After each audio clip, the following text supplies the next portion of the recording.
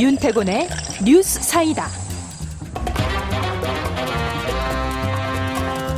윤태곤 실장 어서 오십시오. 네, 안녕하세요. 자, 선거가 끝나고 나니까 이런저런 과제들 수면 위로 떠올라오네요. 그럼요. 대법원 사법 거래 문제 이거 검찰 고발은 안 하는데 수사에 협조한다 이렇게 정리가 되고 있는데 그대로 정리가 될지 모르겠고 또 이미 고발된 것들에 대해서 검찰은 이제 수사에 착수한다고 그렇죠. 하고 법원에서 고발 안 한다는 것이고 그다음에 고용지표 악화 민생 문제 그렇죠. 그리고 큰 거 검경 수사권 조정 검찰 개혁. 네. 그렇죠. 네. 대통령이 가이드라인을 제시했죠. 최근에 두 가지 일이 있었습니다. 다시 15일 날 열렸는데요. 청와대로 문무일 검찰총장을 불러서 면담을 했어요. 대통령이 한 30분. 그리고 면담하고 곧바로 이어서 박상기 법무부 장관, 김부겸 행안부 장관, 이철성 경찰청장, 문무일 총장 포함해서 오찬을 진행했습니다. 오찬 이전에는 문무일 총장하고 독대. 그렇죠.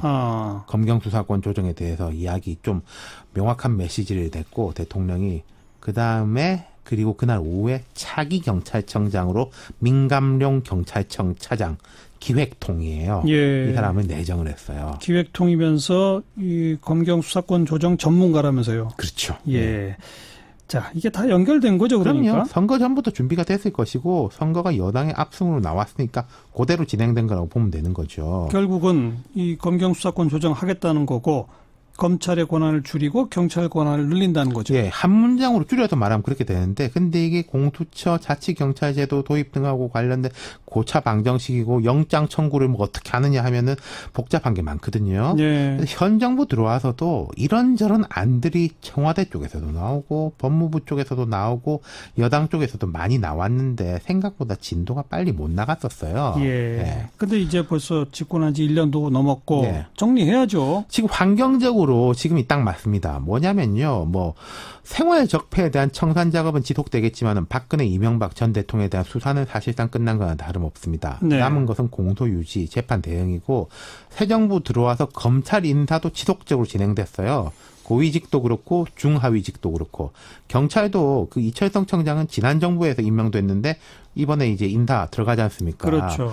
그러면은 외부 변수 큰 것 정리됐고 전직 대통령에 대한 거 조직 안정화 작업 인사를 통해서 진행이 됐고 선거도 크게 이겼고 앞뒤가 딱 맞춰서 이제 하면 되는 거죠. 이제 하면 진짜 실천하면 되는 거죠. 그럼요. 이 타이밍이 넘어서면은 또 무슨 일이 생길지 모르고 하다 보면 또 총선 다 돼간다. 이러니까 청와대에서 이번에는 해야 된다. 판단이 명확하게 한 것 같아요. 그러다 보니까 검찰은 표정이 안 좋죠. 그러니까 이것도요. 요 앞에 강원랜드 수사 때 잘했니 못했니 검찰 지휘부가 물러나야 되니 할 때 청와대는 전혀 안 나섰습니다. 그렇죠. 안 나섰다는 것은 문무일 총장이 뭘 잘못하고 있다 이런 이야기를 안 했거든요. 그럼 보호했다는 말이 됩니다. 그때 문무일 총장이 만약에 물러났다면은 청와대 입장에서 일이 상당히 꼬였을 거예요. 검찰 개혁하고 경찰과 역할 분담 이걸 하는 게 문무일 체제의 그 과제 중에 하나거든요. 다른 사람이 들어서 버리면은 또 조직을 안정화해야 된다 이런 이야기 또 나왔을 거니까요. 그러니까 문무일 총장 재임 중에 문무일 총장이 책임지고 검경 수사권 조정을 마무리를 지어라 이건데 그게 과제죠. 그런데 문무일 총장은 청와대 쪽에 대해서 불만을 표시했다면서요. 자, 청와대 오찬 자리에서 문무일 총장은 자치경찰제 함께 가야 됩니다. 수사 종결권 및 영장 청구권 현행 유지 필요합니다. 수사 권한은 조금 나누더라도 이런 우려를 피력했다고 합니다. 근데 이제 문 총장이 청와대 갔다 와가지고요. 요 우려 피력한 것도 있지만은 상당수 검사장에 대한 정리 작업도 동시에 진행했습니다. 검사장 숫자 줄여야 된다. 계속 일하실 생각이냐. 직접 전화했다고 하거든요. 그건 사실상 용퇴하라는 뜻 아니겠어요? 그렇죠. 그렇다면은 문 총장이 검찰에 조직적으로 이걸 키워가지고 청와대에 맞서고 이런 건 아닐 거라는 그게 방증이에요. 다만 이제 검찰 수사 지휘권을 폐지하고 경찰의 수사 종결권을 부여하는 내용을 골자로 한 청와대 쪽의 수사권 조정안에 대해서는 문 총장 개인이 아니라 검찰은 원래 대체로 반대해요. 계속 반대해 왔죠. 자기 권력이 빠지는 거니까. 그러니까 검찰 조직 특성상 총장이 대통령 뜻에 따릅시다 해가지고 다 따라가기도 쉽지 않다고 보면은 문 총장의 이런 이제 표면적인 불만 표시는 제가 볼 때 두 가지 가능성이 있습니다. 안팎을 겨냥한 거죠. 그렇죠.